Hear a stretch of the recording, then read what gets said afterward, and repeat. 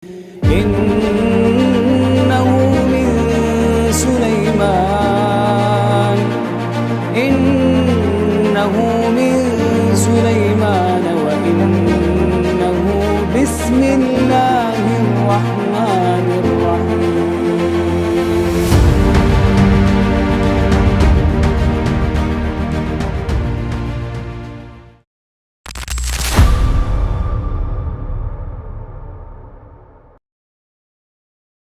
Masih dari perkataan Jibril alaihi salatu wassalam, qala fa akhbirni an amaratiha. Maka Jibril berkata, habarkan kepadaku tentang tanda-tanda kiamat. Qala an talidal amatu rabbataha wa an taral khufatal uratal alata ri'a asya'i yatatawaluna fil bunyan. Thumma antalaqa falabistu maliyan thumma qala ya Umar atadri manis sa'il?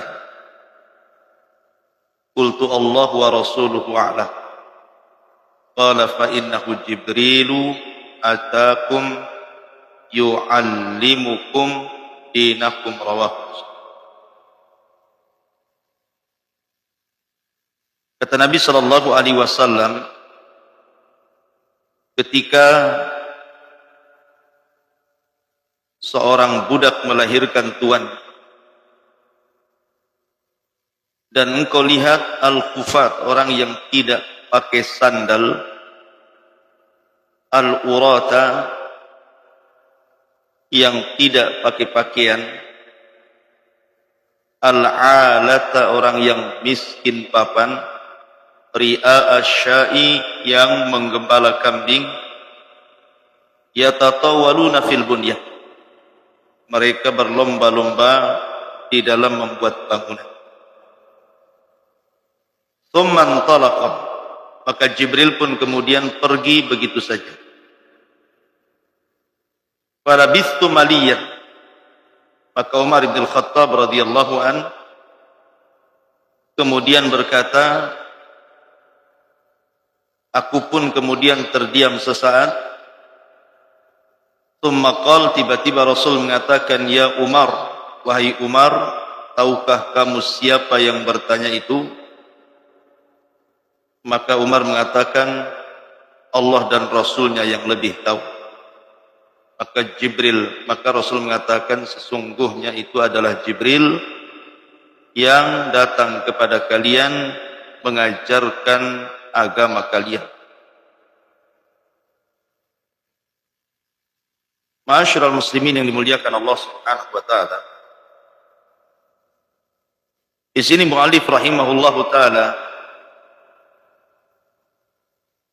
membawakan hadis Jibril di mana penggalan terakhir bicara tentang tanda-tanda hari kiamat. Sering saya katakan bahwa tanda-tanda hari kiamat itu terbagi menjadi dua. Ada tanda-tanda kiamat yang disebut dengan asyratus sa'atil sughra, tanda-tanda kiamat dari tanda-tanda kiamat kecil. Kemudian di sana ada alamat kiamat yang disebut dengan asyra as-sa'atil kubra, tanda-tanda dari tanda-tanda kiamat besar. Adapun tanda-tanda kiamat kecil banyak sekali. Di antaranya adalah diutusnya Nabi sallallahu alaihi wasallam. Itu sudah tanda-tanda kiamat kecil. Kemudian terbelahnya bulan. Kemudian wafatnya Nabi sallallahu alaihi wasallam. Kemudian wafatnya para sahabat. Kemudian terbebaskannya Baitul Maqdis di zaman Umar. Kemudian mutah, banyaknya manusia yang mati karena wabah. Di zaman Umar terjadi wabah taun, sampai taunnya disebut taun Amwas, karena satu kota Amwas itu mati gara-gara taun. Maka taunnya disebut taun Amwas gitu. dinisbatkan kepada kotanya. Kemudian juga terjadinya perang Siffin. Perang Siffin itu artinya perang antara kubu Ali radhiyallahu an dari pihak penguasa dan kubunya Muawiyah yang ada di Syam, yang ketika itu di masa Utsman menjadi gubernur di sana. Kemudian juga munculnya Khawarij. Munculnya Khawarij ini juga tanda-tanda kiamat kecil. Dan itu terjadi di zaman Ali radhiyallahu anhu. Kemudian munculnya nabi-nabi palsu. Dan itu terjadi di akhir-akhir sebelum wafatnya Nabi sallallahu alaihi wasallam. Ketika periode Madinah. Karena periode Mekah tidak ada orang yang ngaku nabi. Risikonya berat. Nabi saja yang asli diuji demikian rupa gitu ya. Apalagi nabi palsu. Yang asli saja sudah demikian ujian. Baru terjadinya pengakuan nabi-nabi palsu itu di akhir-akhir sebelum Rasul wafat. Muncul di sana Musailamah al-Kadzdzab. Muncul di sana Al-Aswad Al-Ansi dari Yaman. Muncul di sana Tulaiha Ibn Asad. Kemudian muncul juga di sana Sajah bintu Al-Harith, nabi wanita. Kemudian juga Suyul Amni Warraha, terjadi keamanan yang merata dan ekonomi yang stabil, dan itu di zaman Umar ibn Abdul Aziz. Saking adilnya, saking nyamannya kehidupan itu sampai orang mengira Umar bin Abdul Aziz itu Imam Mahdi. Karena bagaimanapun di zaman itu walaupun berkuasa tidak lama tetapi keadilan merata. Kemudian juga Qitalut Turk, memerangi bangsa Turk. Turki itu bukan Turki sana, bukan. Maksudnya bangsa Mongol. Dan itu terjadi di zaman Syekhul Islam Ibnu Taimiyah. Kaum muslimin berperang melawan tentara Mongolia. Kemudian kasratul haraj, banyaknya pembunuhan. Sampai banyaknya pembunuhan, orang yang membunuh tidak tahu alasannya kenapa dia membunuh. Orang yang dibunuh lebih bingung kenapa bisa dibunuh. Banyaknya pembunuhan. Kemudian juga hilangnya amanah dan diangkatnya amanah di hati-hati kaum muslim. Kemudian juga mengikuti tata cara umat-umat sebelum kita dari kalangan Yahudi dan Nasrani, itu pun tanda-tanda kiamat kecil. Termasuk juga munculnya wanita-wanita kasiyat ariyah, pakai baju tapi telanjang. Nah, di zaman sekarang lah, pakai baju transparan, ketat-ketat, nggak jelas gitu ya, sobek-sobek di mana-mana gitu, kurang bahan. Termasuk juga mengucapkan salam kepada yang khusus. Mengucapkan salam itu kepada pengajiannya saja, jamaah pengajiannya. Kalau bukan jamaah pengajiannya nggak ada salam. Jadi harusnya salam itu diucapkan kepada yang dikenal atau yang tidak dikenal. Coba antum salam kepada orang yang tidak dikenal, pasti yang tidak dikenal datang kepada antum. Kenalan antum ya. Disangkanya padahal di sini lagi salam saja, sunnah Nabi salam. Tahu-tahu ngomong, kapan kita ketemu ya kan? Gak pernah ketemu. Yang mengucapkan salam saja. Kemudian juga di antara tanda-tanda kiamat kecil adalah buruknya perniagaan. Buruknya perniagaan, banyak ribanya, korornya, gisnya, zulumnya, macam-macam. Kemudian juga musyarakatil mar'ati zaujaha fit tijarah. Berserikatnya wanita, istri-istri ikut laki-laki dalam jual beli. Kalau dulu pasar itu laki-laki saja, sekarang terbalik gitu. Semua perempuan. Atau berserikat laki-laki dan perempuan. Kemudian juga syahadatuz zur, persaksian palsu. Dan ini banyak di persidangan. Saksi bisa dibeli. Kemudian juga kathratus syukhi wal bukhl, banyaknya orang bakhil. Tapi Abdullah bin Umar radhiyallahu anhu mengatakan, di zaman kami, kata Abdullah bin Umar, di zaman Nabi sallallahu alaihi wasallam, bapak dan saudara itu lebih utama dibandingkan dinar. Tapi di zaman kami, dinar lebih utama dibandingkan bapak dan saudara kami. Itu di zaman Nabi Abdullah bin Umar tuh. Harusnya perkataan itu di zaman sekarang. Zaman sekarang uang mana kenal saudara? Gak kenal saudara. Kemudian juga di antara tanda kiamat kecil, banyaknya orang yang memutus silaturahim. Bapak bermasalah dengan anak, anak kurang ajar dengan orang tuanya, saudara tidak kenal saudaranya, begitu seterusnya. Kemudian juga takhwinul amin wa'timanul khain. Orang yang jujur dianggap khianat, pengkhianat pula dianggap jujur. Terbalik-balik. Ini pun termasuk tanda-tanda kiamat kecil. Termasuk juga tanda-tanda kiamat kecil adalah belajar ilmu kepada orang yang bukan ahlinya. Terkadang baru taubat saja jadi ustadz gitu ya. Si fatwa pula dia. Kemudian juga seorang istri mengajari suaminya untuk durhaka dengan orang tuanya. Dan itu banyak gitu ya. Suaminya mau ngirim uang sama orang tuanya, dilarang sama istrinya. Bang jangan kau kirim lah, ini rumah belum lunas, kulkas belum lunas, kendaraan belum lunas, kasur pun belum lunas. Tikar kita belum lunas. Jadi nggak boleh. Apa hak istri melarang suami ngantar ngirim uang ke orang tuanya? Nggak ada hak dia. Karena orang tua lebih utama dibandingkan anak istrinya. Belum tercabut haknya, lain dengan istri. Kalau sudah nikah dengan suami, maka hak kepada suami lebih utama dibandingkan orang tuanya. Kalau anak laki-laki, walaupun sudah menikah, tidak tercabut haknya kepada orang tua lebih utama dibandingkan anak istri. Kemudian juga raf'ul aswat fil masajid. Banyaknya suara di masjid-masjid, bising masjid. Kemudian juga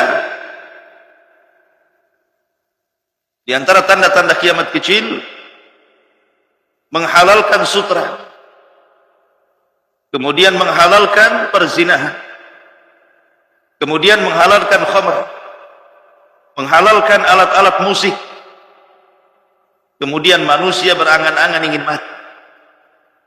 Kan banyak di zaman sekarang gitu. Stres ekonomi susah, ya aja laku katanya. Kayak gitu ya. Atau sakit parah nggak sembuh-sembuh, ya Rabb udah mati saja saya. Jadi kadang lewat ke tamiang, duhai kiranya aku yang di situ kan. Ada ya orang zaman sekarang kan orang stres.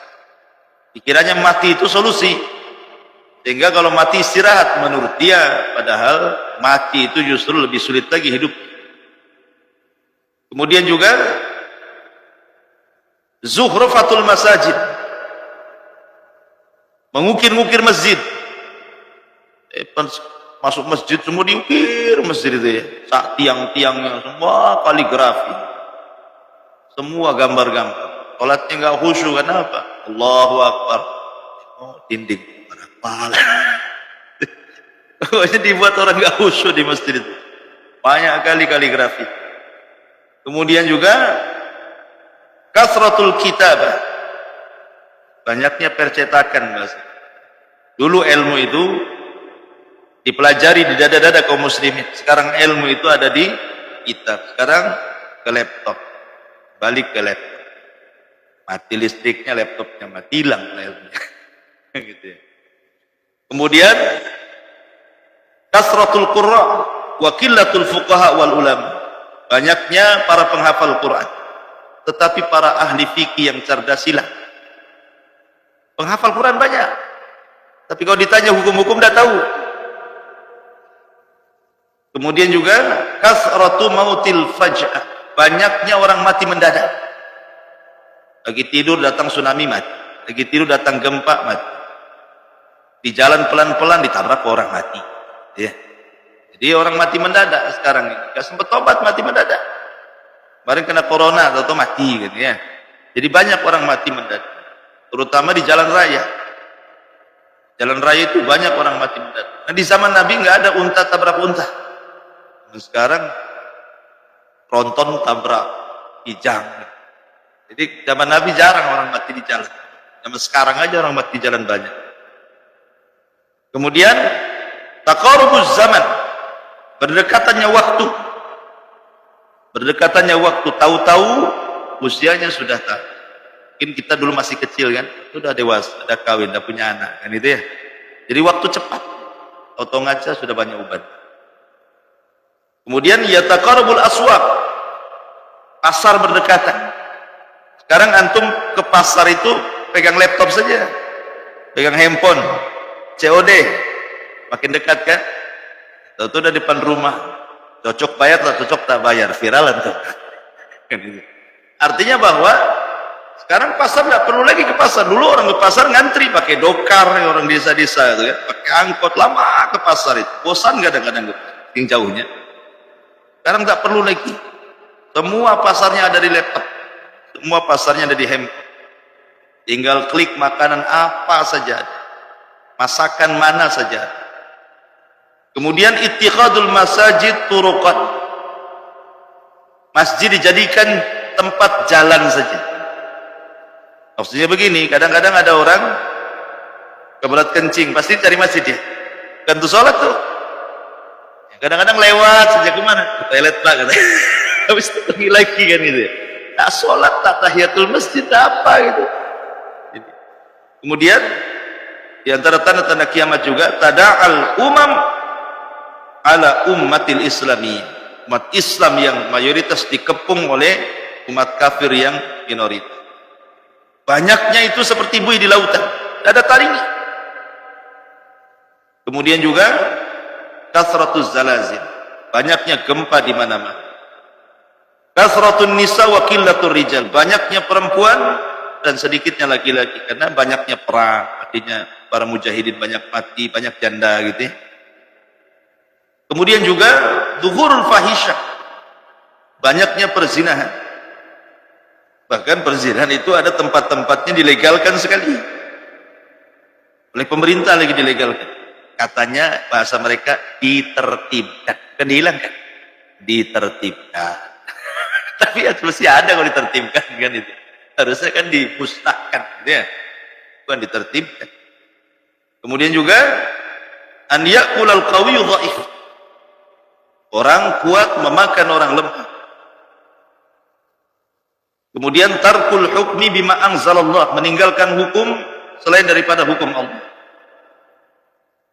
Kasratur rum wa qillatul arab, banyaknya orang-orang Romawi dan sedikitnya orang Arab, artinya orang-orang barat jumlah mereka banyak. Kemudian juga tuhurul khusuf, sering terjadi gerhana. Di zaman Nabi gerhana itu jarang-jarang, 10 tahun sekali mungkin ya ada gerhana matahari total. Zaman sekarang hari-hari ada gerhana, dan nanti ada pengumuman ada gerhana lagi, gerhana lagi. Dan gerhana itu kalau antum tahu datang untuk menakut-nakuti hamba.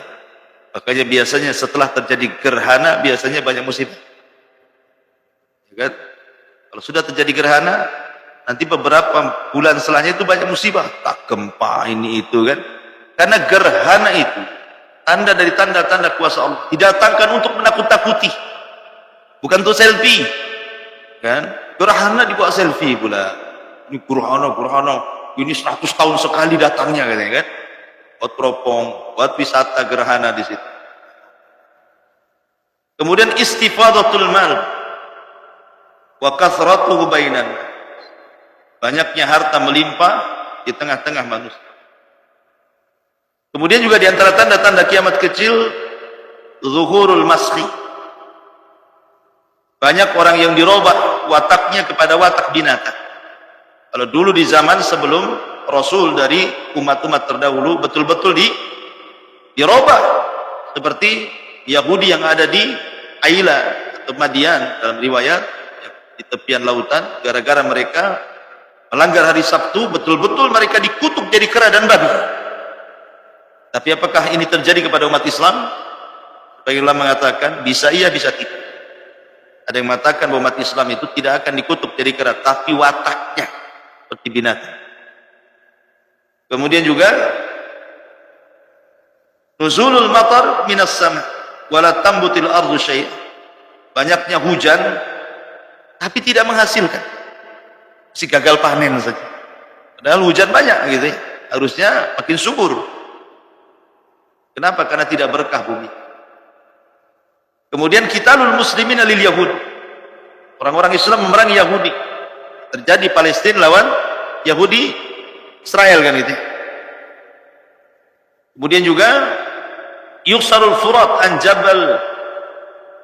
jabalin min adh-dhahab.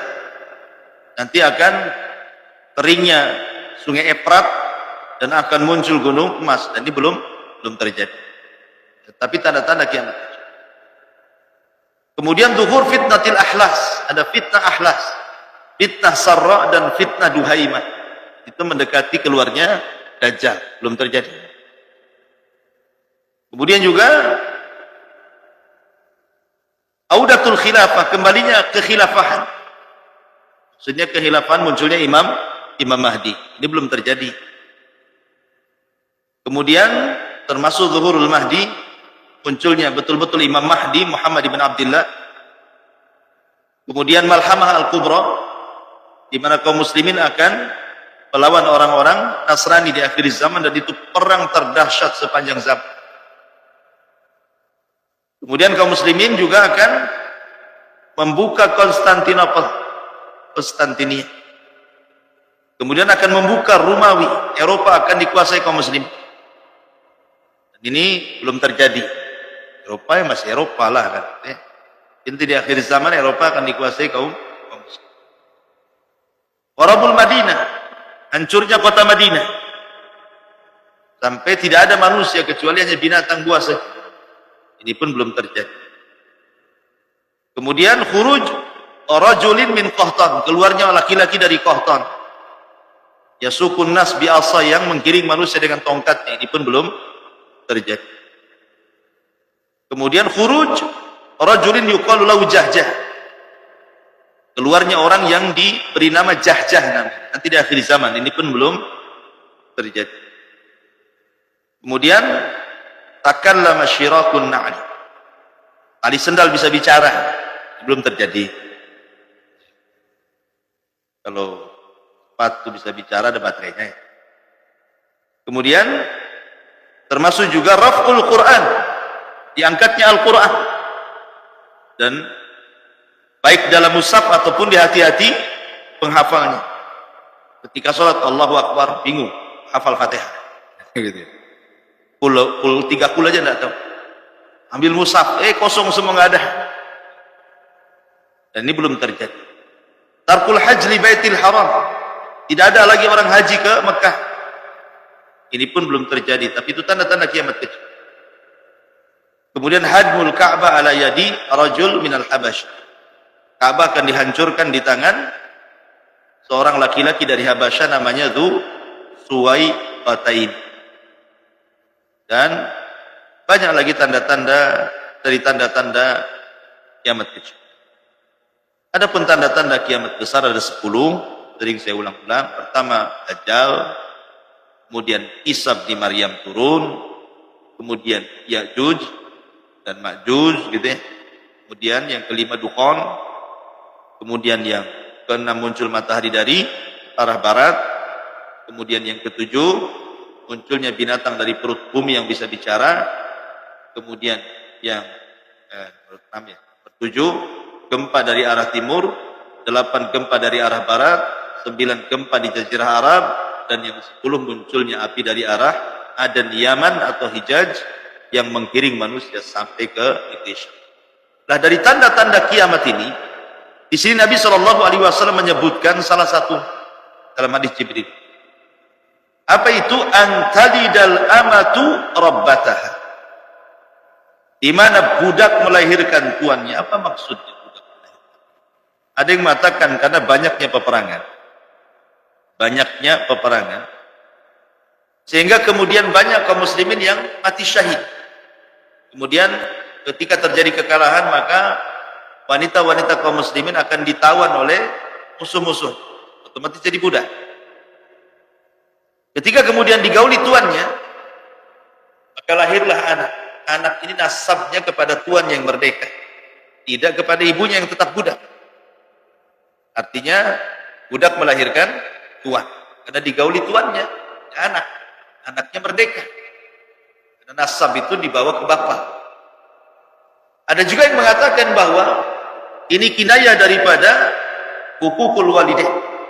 Banyaknya anak-anak durhaka kepada orang tua. Jadi orang tuanya jadikan babu dan pembantu. Nah, ini pun termasuk antalidal amatu rabbah, di mana justru orang tua yang melahirkan tuannya. Mungkin contoh sederhananya waktu di desa masih dianggap orang tuanya. Kemudian anaknya ke kota sukses. Kata anaknya, Bu, datang aja ke kota. Enak di sini daripada di kampung. Akhirnya datanglah ke kota. Namanya orang tua di kampung biasa nyapu, biasa ngepel, biasa nyuci, biasa macam-macam. Gak bisa dia diam. Ya, akhirnya nyapu, kata anaknya, gak usah nyapu, gak apa-apa nak. Gak usah ngepel, gak apa-apa nak. Karena kelamaan kasihkan anaknya. Akhirnya sampai belum disapu, Bu. Nah itu. Kok ibunya pulang ngomong gitu. Kok masih kotor, Bu? Mulai ukuknya di situ. Hukukul walidain. Kemudian juga yang kedua, wa antaral khufat. Engkau akan lihat khufat. Khufat itu artinya orang yang tidak pakai sandal. Urat artinya orang yang tidak punya baju telanjang. Al-alah artinya orang miskin. Ri'a asyah, penggembala kambing. Ini kinayah orang susah lah. Orangnya susah. Tetapi orang-orang susah ini Allah bukakan dunia. Mungkin orang desa dulunya susah, merantau ke Malaysia, sukses lah di Malaysia. Kirim uang ke desa, bangun rumah besar-besar. Ya.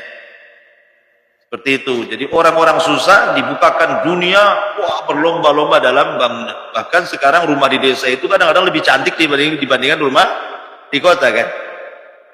Ya, rumah desa itu cantik-cantik loh. Di kota malah kopel-kopel kan, 6x12. Jelek-jelek rumahnya. Kadang-kadang skatnya bukan pakai bata, GRC kan di kota itu ya. Di rumah gede-gede kan itu ya. Karena orang-orang susah bukakan dunia besar-besar dia bangun rumah.